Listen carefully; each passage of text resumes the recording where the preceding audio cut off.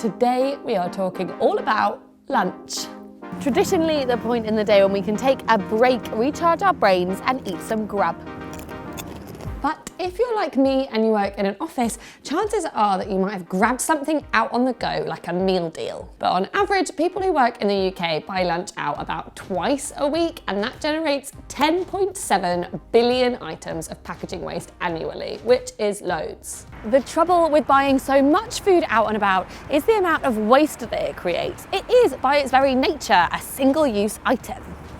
We eat it usually at our desks and then we throw the packaging away.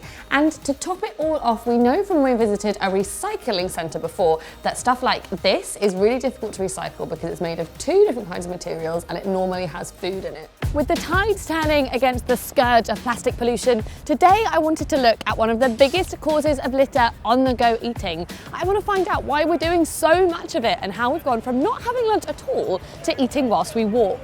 To get to the bottom of this, I want to take you on a trip through the history of lunches. Believe it or not, a couple of hundred years ago, lunch was a very rare word. People didn't really eat it. Before the Industrial Revolution, only about 20% of people lived in cities.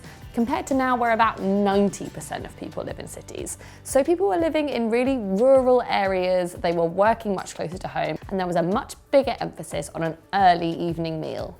Then, fueled by inventions in production lines and machinery, the Industrial Revolution happened. There was a big push for people to move out of rural areas and into the cities, working longer hours in factories. So lunch became a necessary part of the day to keep workers going.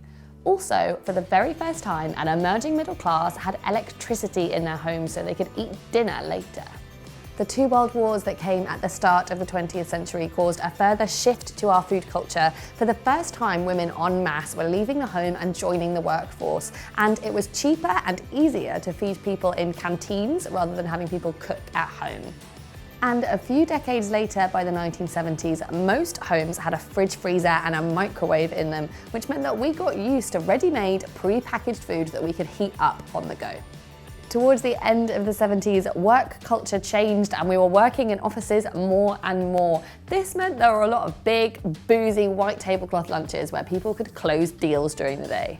Then in the early 80s, the recession hit, attitudes towards big social lunches changed and lunch became a more solitary affair. To feed this hungry group of office workers, supermarkets started selling packaged sandwiches and lunch as we know it arrived. Right now, the on-the-go eating industry is worth £20 billion in the UK.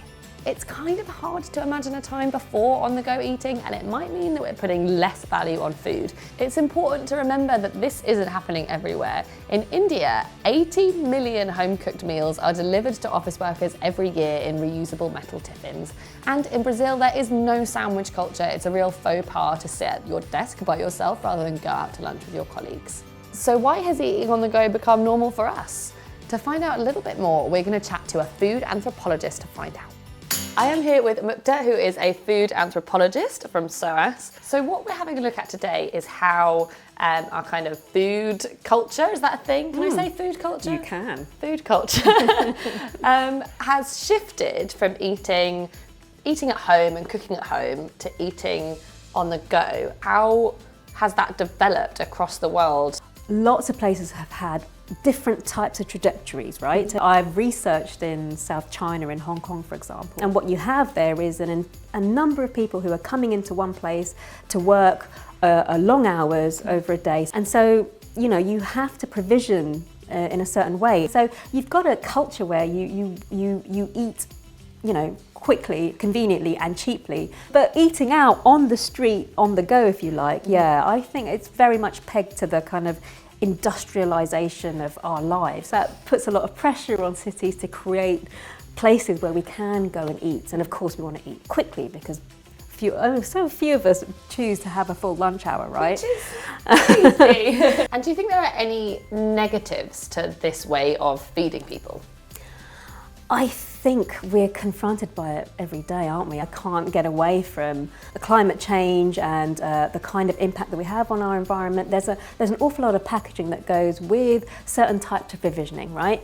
So I think we probably know supermarkets and various other food retail outlets will, they have to deliver this type of food in a packaging that is safe for us, right? It's hygienic, and so a lot of plastics are used. It's really difficult to balance, the economic pressures of eating and then the kind of waste that creates on that kind of level in cities. I think we need to take a really long, hard look at what kind of impact it has. So I think it's up to us to be really responsible about the choice that we're making when we choose to eat out and when we choose to cook from at home from scratch, for example. This level of knowledge that we're gaining is going to make a big difference to how people choose to eat what they eat when they're pressed for time.